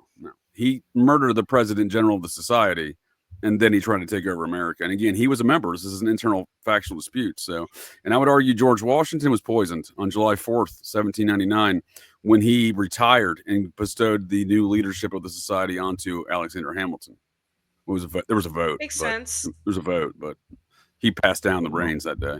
Yeah, considering the description of his death, he could very possibly have been poisoned. Oh, he didn't have a last will and testament. He got back in the carriage ride from Philadelphia that day and went back to Mount Vernon. 3 days, he was deathly ill the entire ride. It's in his journal. Oh, that's convenient. Yeah, it's in his journals. He never recovered. He called his attorney when he got back. He was totally healthy. He built 2 70-foot tall Adena-style mounds at the gate of Mount Vernon in the years preceding this event. He may have been 67, but he was a very healthy man. Wow. He also loved pot and whiskey. So I don't know if that's in my bloodline, but I would argue it might be. That's where it comes from, huh? It's from the founding father. Mounds, pot, whiskey, and guns. I mean, I just think it's the heritage. No, folks. So you know what? We're gonna start wrapping it up and kind of winding down here a little bit. But no, this was a great ad from all y'all. I learned so much today. You know, it's very, very interesting. But to wrap it up, I guess I'll wrap it up with a question, and hopefully I get an answer from all you guys. So the society, Masons, Mormons, all these bloodlines, it's all here. It's all relevant. As we're seeing like drama unfolding in the world, as we're seeing just chaos, controlled chaos, order out of chaos, as we're trying to see, where do you see these old, like everything we talked about today, how does it fit in with what we're seeing and kind of maybe where it pushes, you know, what we're seeing? I'll go first. I'm optimistic, Charles. And I'm optimistic for this reason. We live in strange times. From 2020, I started calling the world meme world, and I argued that we went through 3 subsequent years of meme world as like Hollywood sequels. These sequels are far shittier. Each subsequent sequel is far shittier than the original. So 2024 was 4 times as worse as 2020. But we live in a post meme world 2025 now. This is what I've been saying since January, and it gets more post meme world every day. We now have a French Protestant of Protestant ancestry. His father was the convert into Catholicism. A French Protestant American as a pope, who I don't know if he's a card-carrying member of the society. What I can tell you is his second great uncle was.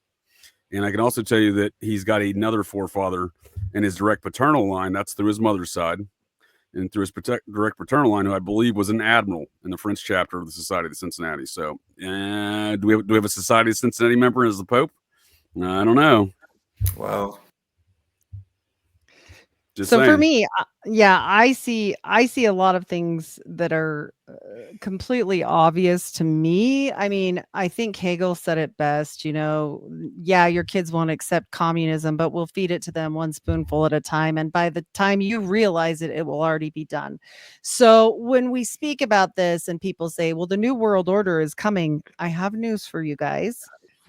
It's here, because when you see these factions playing cards with each other, basically, when you see the Mormons be able to build right down the street from the Vatican itself, and that's sanctioned, and that happened in 2018 and everybody missed it, or when you see them buy Westminster Abbey and nobody said a word, maybe we need to look at the fact that this card game is coming to an abrupt, like, put your cards on the table and let's see what you got here.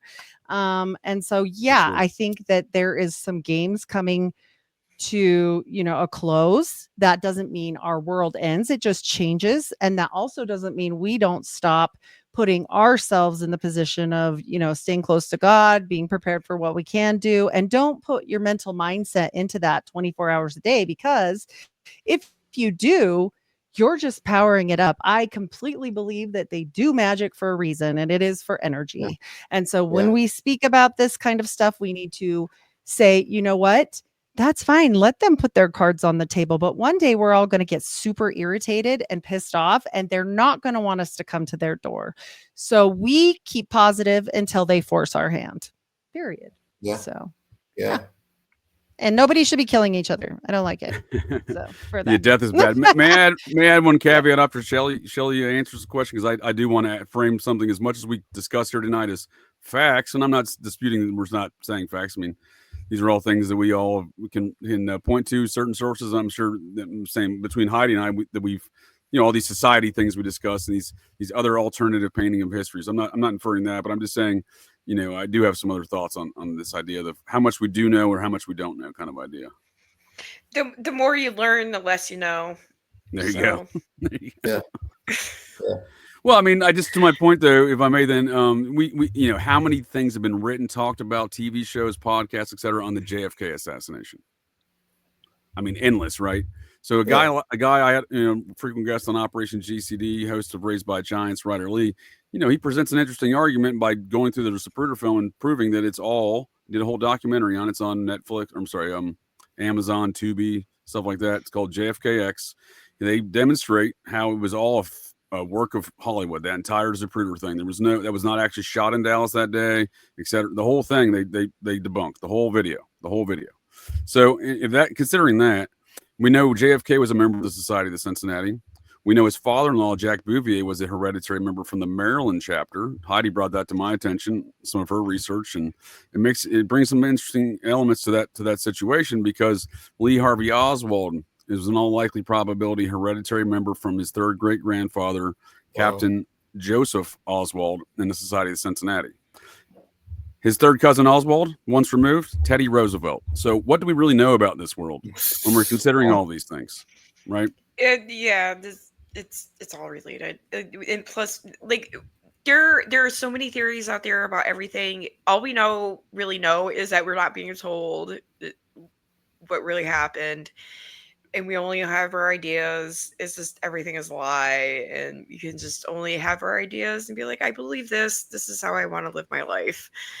And that Sirhan should not be in prison still. No. I have to say that. That is absolutely atrocious and ridiculous, because he did not do it. And and he did shoot a gun and he did hurt somebody, but he did not kill RFK. So that's just my classic Patsy. Classic Patsy process job, right? The process church is all over that. On my channel, I have 4 or 5 that I go down the rabbit hole on this, and I'm telling you guys, like, it's actually really sad because they MK Ultra'd the crap out of him. So, yeah, he's documented being at Sharon Tate's house for a sex magic party with an English satanic cult in an INS investigatory document. That English satanic cult is the process, and there was a man standing next to RFK when he got shot by a member of the same process element, and that man was a secret CIA agent who was in Congress. Thane Eugene Caesar, too, behind him. That was the Processian Howard Hughes connected assassin, but the guy standing next to him was U.S. Congressman Howard Lowenstein. He was a secret CIA agent. He was later killed by a mind-controlled assassin in 1980 in his own congressional office. And they're all related somehow, right? RFK talks about that he believes the same thing. I can tell you how Howard Lowenstein's related. His staffer that picked him up from the airport when he flew back to Long Island from Los Angeles in June of '68, a confirmed member of the Process Church of the Final Judgment. So, the connections are deep there. Caesar worked for Skunkworks underneath the owner of Skunkworks at that time, who was a Mormon. That is on my stuff. And he used to live in the Philippines, where Thane Eugene Caesar took off and lived the rest of his life. Just saying. I would like to point out also and to piggyback on Heidi's statements, Thane Eugene Caesar, ardent anti-Castro Cuban Nazi. Mm-hmm. So hated. And you wouldn't I would want also to argue the Mormons run the Process Church of the Final Judgment, and they always have since June 21st, 1968. 57 years ago, a few days ago, when I created a Process Church birthday card to celebrate the occasion when they invaded America. In their corporate documents, in those same corporate documents from June 21st of 68, they mention a quorum of the 70. They don't identify a quorum of the 70 within their own organization. However, within the state of Utah where they're incorporated, there is a quorum of the 70, isn't there, Heidi? Yep, and a quorum of the 50 that people do not know about. So. Well, the quorum of the 70 relative to Hughes and gang, the people that run the Mormon Mafia that run Hughes would be the people that would be calling the shots within this quorum of the 70. Absolutely. And one last thing on that whole fun thing is if you look at Onassis and his Onassis Foundation logo that is older, it looks just like a keyhole, just like the new Salt Lake City grounds look just like the Vatican, and they all look the same. They're telling us right to our face. We have Project Azorion, and right there by the Azor Islands, right there when we talk about Atlantis, and he who has the king makes the rules. And the Mormons took the king from Las Vegas and he was never seen again. So that is Howard Hughes. So and one of the most, as much as I look at things, as much as I think I know and I don't know, like you're saying there, Shelly, Heidi introduced me to a theory recently that JFK Jr.'s actual father was Aristotle Onassis. I think you would have to see the photo. The photo is his features is possible. Insane. Looks very the Mediterranean, picture. doesn't he?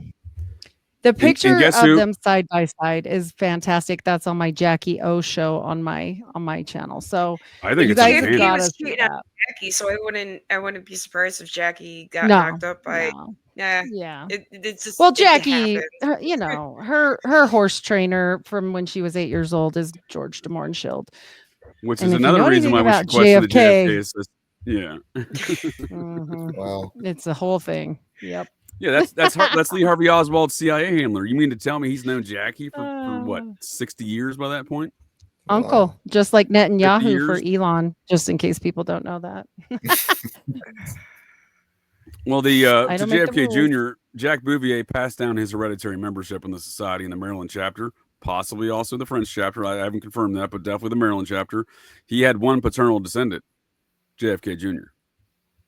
So when JFK Jr. started a magazine named George in 1990 and started this political rise that he was on before he met an untimely demise there on July 16th, 1999, a very ritualistic day, by the way, the same day George Washington founded Washington, D.C., same day they discover the atom bomb, and back then was a 45. The same day Apollo 11 launches to the moon, July 16th, 1969. JFK's murder, July 16th, 1999. JFK Jr., I mean, and at the time was most definitely the member of that hereditary line in the Maryland chapter. And don't forget, that's how Onassis' son died as well, in an airplane taking off. So like when you and the mother for the Onassis, like he has one daughter and she dies in a bathtub. Okay, get the hell out of here. We're talking There's a crazy lot talk. of bathtub deaths. Yeah, because it's ritualistic. If you know anything about the occult, it's very creepy. And she was 30 something and she had a heart attack from diet pills, y'all. No. Let alone what happened to the mother of her. Let alone it's coming out. Onassis is on the way. Heidi's almost done with a book. So my last. So if I can leave with this note on all these statements is we live in times where these things are described to us as conspiracy theories, parapolitical events. These are family feuds, I would argue. We're describing these family feuds Illuminati as swamp feuds. gas. Mm-hmm. Yeah. Yeah. Yeah. These old bloodline 100%. feuds. Again, it's no different than living in medieval times, and they're telling you it's swamp gas, and that's what happened. But it's they're just come up with a cover story to explain whatever family feud thing has fallen out where you're not in the need to know, even if you are in the bloodline. Sometimes you're still not in the need to know.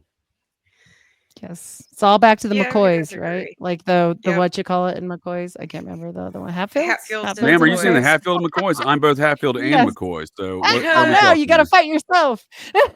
That's what I'm saying. I'm a Scots Irishman who's a Hatfield, and my grandfather, Oh no. Devil's Anne's Hatfield, is twice descended from Abner Vance.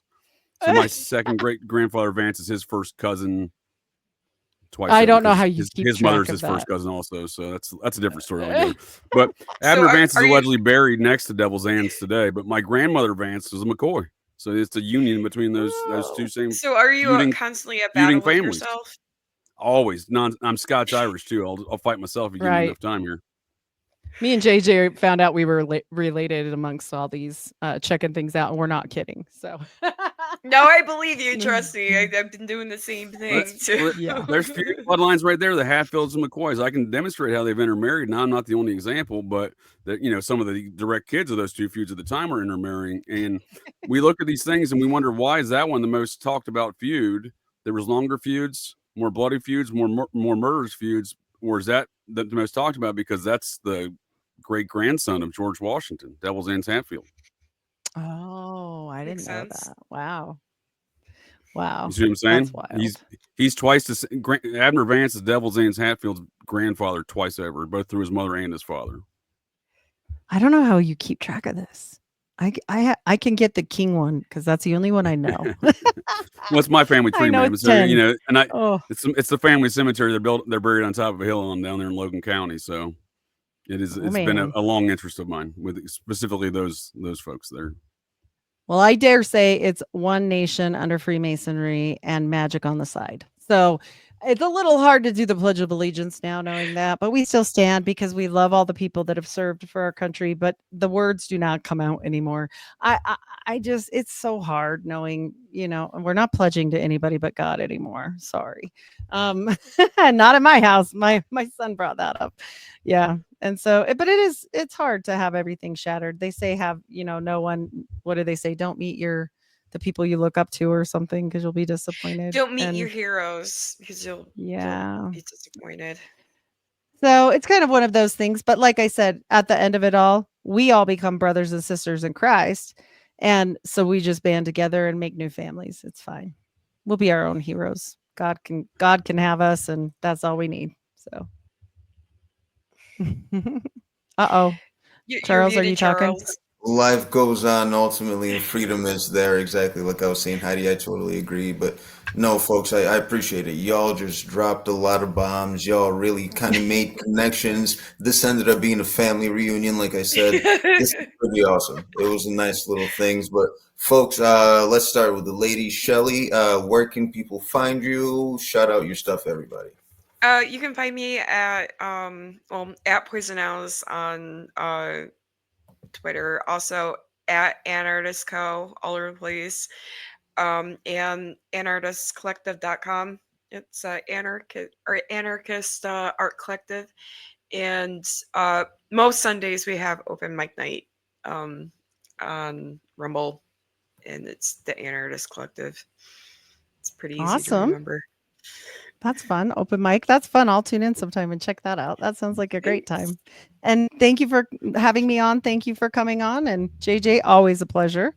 I am Heidi Love of the Unfiltered Rise. I'm everywhere podcasts are served. I do have my own website. If you don't like pod chasers, unfilteredrisepodcast.com.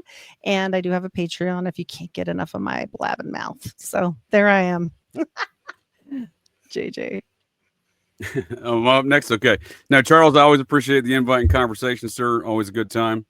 I still haven't listened to any Fish songs since we last spoke. However, I still have an affinity for them as a result from my bootleg Vermonter. So much respect there as always. Shelly, is excellent to meet you, ma'am. Enjoy the conversation. We might have to talk some more of these buried treasures. I have a lot of ideas in those departments already. So I like where your head's at. Definitely enjoy the conversation. And Heidi, yes, ma'am. As always, great talking all these secret societies, bloodlines, and our impromptu distant family kinfolk family reunion here. So that's always nice. And JJ Vance, host of Operation GCD, and not the vice president. Do not vote for me in 2028. I am not bombing anybody. I'm actually, despite spending 5 years in combat, I'm actually anti-war. I always have been. I wasn't pro-war then either, but.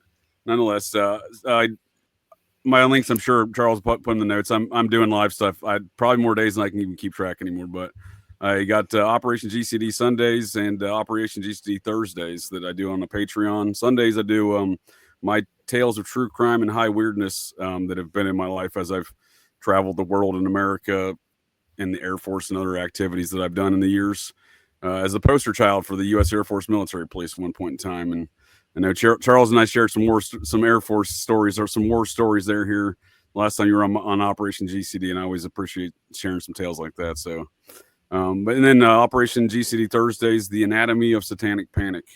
Yes, there was satanic panic. I would argue organized and very much forced on the American public in a very propagandized way there, and there was also simultaneously satanic murders. So these things are not mutually exclusive, and I would argue the propaganda campaign was to convince the other folks that these murders of humans and animals was not occurring. And much like these bloodline disputes, these things aren't that far off from one another, and these murders of humans and animals still occur today. Right. Ritualistic. Yeah. And that's a deeper thing to go on. But I mean, yeah, folks, awesome. Thank you, JJ, Shelly, Heidi, all. Thanks for your time. I really appreciate it, guys. Let's go off with some music. Good night, everybody. Thanks for watching. Oh yeah, by the way, Eyes and Ears, of course, on X, Telegram, Mondays with Steve Poikinen, and of course Mondays my show as well. Thanks for watching, everybody. Follow me on X, follow my channel, all that good stuff. I appreciate it. Peace and love to everybody. Good night.